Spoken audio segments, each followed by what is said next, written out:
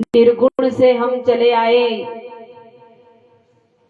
निर्गुण से हम चले आए, सरगुण ही समाय, बिसर गए निज नाम सो, माया में भुलाए। अनंत कोटि महिमा राख्यो छे ए बदल आखा परिवार ने कोटि कोटि वंदन छे। संतोए साहेब वाणी वचनों ની અંદર આપણને ભિન્ન ભિન્ન સમજાયું છે। જે મહાપુરુષ કે આ ભવસાગર ની અંદર જે જીવો ડૂબેલા છે, આ ભવસાગર ની અંદર જે જીવ અજ્ઞાનતાની અંદર, અંધકારની અંદર જે જીવ સુતેલો છે એને જગાડવા માટેના સાહેબ સતત પ્રયત્નો કર્યા છે। એવા મહાપુરુષોના સાહેબ આજે નામ અમર છે, એમનો સાહેબ આજે ઇતિહાસ છે। કારણ સદગુરુ કબીર સાહેબ હોય, તુલસીદાસજી સાહેબ હોય, મીરાબાઈ હોય, કોઈ પણ મહાપુરુષ હોય, એ સાહેબ આ ભવસાગરમાંથી જીવને બચાવવા માટે જેમને સાખી દ્વારા, વાણી દ્વારા, કોઈ પણ રીતે જીવને સમજાવવા માટે સાહેબ પોતાના સ્વયં અનુભવથી, જે પોતાના આત્મ અનુભવથી જે સાહેબ જ્ઞાન પ્રગટ થયેલું છે અને પોતાના સ્વયં મુખથી એ જ્ઞાનની સાહેબ રચના કરી છે। તો સંતો મહાપુરુષનો સાહેબ એક પણ શબ્દ આપણા જીવનમાં સાહેબ ઉતરી જાય છે તો આપણું જીવન ધન્ય થઈ જાય છે। એક શબ્દ ગુરુદેવ કા તાકા અનંત વિચાર, થક ગયે મુનિજન પંડિતા એનો વેદ ન પાવે પાર। કારણ કે જ્ઞાન એ અરબો અને ખરબો છે, જ્ઞાનનો કોઈ પાર નથી પામી શકતા, કારણ કે જ્ઞાન તો અપાર છે। સદગુરુનો મહિમા એ અપાર છે, એનો ઋષિ મુનિ પેર પેગંબર ઓલિયા કોઈ પણ એનો પાર નથી પામી શક્યા। પણ જે સંતોનો શબ્દો, સદગુરુનો શબ્દ, જો એક શબ્દ આપણે શિરોધાર્ય કરીએ તો આપણા જીવનનો બેડો પાર થઈ જતો હોય છે। એટલે સંતોએ કહ્યું કે એક શબ્દ ગુરુદેવ કા તાકા અનંત વિચાર, એક શબ્દમાંથી અનંત વિચાર પ્રગટ થાય છે, એક શબ્દની અંદર અનંત પ્રકારનું જ્ઞાન પ્રગટ થાય છે। એક શબ્દથી આપણા ભીતરની અંદર સાહેબ અંધકાર દૂર થઈ અને પ્રકાશ ફેલાય છે। તો એ શબ્દ જ્યારે આપણા ભીતર સાહેબ સ્થિર થાય છે, આપણા ઘટ ભીતરની અંદર સાહેબ જ્યારે શબ્દ સ્થિર થાય છે ત્યારે ભીતરની અંદર સાહેબ પ્રકાશ પ્રગટ થાય છે। તો સદગુરુ કબીર સાહેબે પણ કહી છે કે આધી શાખી કબીર કી, आधी शाखी कबीर की कोटि ग्रंथ लई तू जान, एक नाम सत्य है जगत मिथ्या, शुरत शब्द टक सार। सदगुरु कबीर साहेबे કહ્યું કે આધી સાખી એ કબીરની, તમે કરોડો ગ્રંથો લઈ, કરોડો ગ્રંથો, વેદ શાસ્ત્ર, ભાગવત, ગીતા, ગમે પુરાણ લઈ અને સાહેબ એની અંદરથી તમે સાર કાઢો, પણ आदि साखी कबीर की कोटि ग्रंथ लई जाण, एक नाम सत्य છે સાહેબ। ગમે એટલા પુરાણ વેદ, ગમે એટલા સાહેબ તમે એનું વાંચન કરો, પણ એક નામ સત્ય અને જગત મિથ્યા છે। તો જે સત્ય વસ્તુ છે એ ત્રણેય કાળની અંદર સરખું રહે છે અને સત્ય કહેવાય છે। તો જે પણ આપણને આ દ્રષ્ટિથી દેખાય છે, આ નયન દ્વારા જે પણ આપણે દેખાય છે બધું એક માયાજન્ય છે।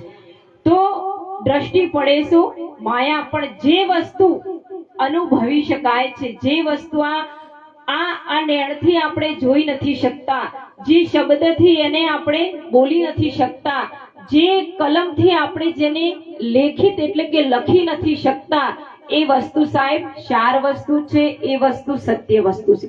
એટલે સંતો મહાપુરુષે કહ્યું છે કે खोजे तत्व तो मिले अविनाशी, बिन खोजे नहीं जीवे, कहे कबीर यह कठिन करणी, जैसी छंड धारा, उल्टी चाल मिले पर ब्रह्म को, सो सदगुरु हमारा।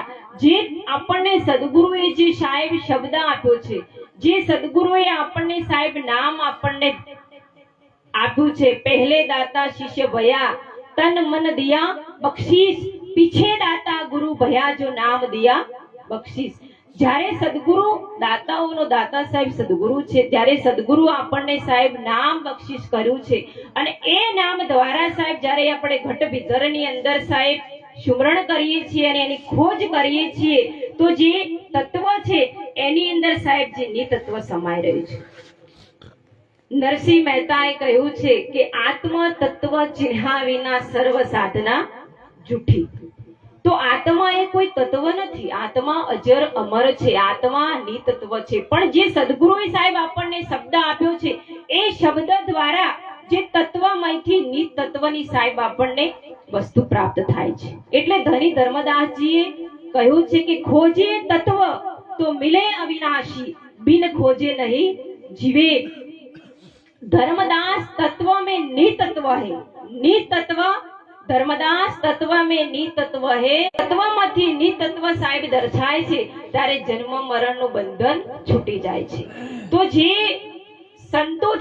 સંતોની દયાથી સદગુરુની કૃપાથી આપણને સાહેબ સદગુરુનું શરણ ગ્રહણ થયું છે.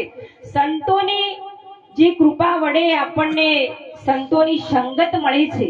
કારણ કે સંતોનો સંગ કરવો એ સાહેબ દુર્લભ વસ્તુ છે. સંતોની સંગત, ગુરુની કૃપા, સદગુરુની દયા એ સાહેબ કરોડો જન્મના ભાગ્યથી સાહેબ આપણને આ વસ્તુ પ્રાપ્ત થઈ છે. તો ખરેખર સદગુરુની દયા, ગુરુની કૃપા અને સંતોની સંગત જ્યારે આપણને સાહેબ પ્રદાન આજે થઈ છે આ ભવસાગરની અંદર, કારણ કે આ દેશ કાળનો છે અને ખેલ આ બધો માયાનો છે. તો નિરંજનના દેશની અંદર જો આપણને આવા સંતોની સંગત મળી હોય, સંતોની સેવા કરવાની આપણને જો સાહેબ એક તક મળી હોય અને ગુરુ કૃપા મળી હોય, તો ખરેખર આપણે આ મનુષ્ય દેહ મળ્યો છે તો આપણે આ જીવનને કાદવની અંદર વેડફવાનું નથી. આપણે ખરેખર 5 પહર કર્મ કયા 3 પહર સોઈ, 1 પહર હરિના ભજા તો મુક્તિ કહાસે હોય. સાહેબ હવારથી હોજ સુધી ધંધો કરવા, મજૂરી કરીએ, કારણ કે આપણી સાથે આપણો પરિવાર છે, માતા પિતા પુત્ર ધન બધું આપણી પાસે છે. તો બધું કરવું પડશે એમને પાલન પોષણ કરવા માટે, પણ એની સાથે ભજન જરૂરી છે. કારણ કે ભજન સિવાય આપણો ક્યારેય ઉદ્ધાર થવાનો નથી. ગમે એટલા પ્રયત્નો કરીશું પણ ભવસાગર મેં ભજન સિવાય આપણે ક્યારેય સાહેબ પાર પામવાના નથી, ડૂબી જવાના છીએ. કારણ કે આ ભવસાગર છે, નિરંજનનો દેશ છે, માયાનો ખેલ છે. એટલે ભજન સિવાય ક્યારેય આપણો ઉદ્ધાર થવાનો નથી. એટલે ભજન અને સેવા અને સુમરણ, સેવા સુમરણ કર બંદગી, કાલ નમાવે માથા જગમે ગુરુ સમાન નહીં હે દાતા. સેવા અને સુમરણ અને ભજન જો સદગુરુનું કરીશું તો આપણને આ ભવસાગરની અંદર કોઈની તાકાત નથી કે આપણને સાહેબ ડૂબાડે. અવિચલ રહી નથી ને રહેવાની પણ નથી. આ વસ્તુ સાહેબ વિચલિત છે અને અવિચલ વસ્તુ એક જ છે કે જે સત્ય વસ્તુ છે, સત્ય નામ છે, સાર વસ્તુ છે, એ સાહેબ વસ્તુ અવિચલ છે. એનો ક્યારેય વસ્તુ વિચલિત થવાની નથી, એ વસ્તુનો ક્યારેય વિનાશ થવાનો નથી. બાકી જે ધન જોબન અને સત્તા આનો નાશ થવાનો છે, આનો વિચલિત થવાનો છે. તો આપણે સર્વ મળી સંતોના શરણની અંદર આપણું જીવન સાહેબ નોશાવર કરી અને ભવસાગરથી પાર થઈએ. બોલો સદગુરુદેવનો છે. વાહ ભાઈ વાહ. સરસ સત્સંગની સરવાણી નંદાબેન સાહેબે વહાવી, ટૂંકમાં ઘણું બધું સમજાયું. હવે વિનંતી કરીએ ગણજરાથી વધારેલા જીવનરામ મહારાજને, એ પણ આપણને સત્સંગનો લાભ આપશે. જીવનરામ મહારાજ.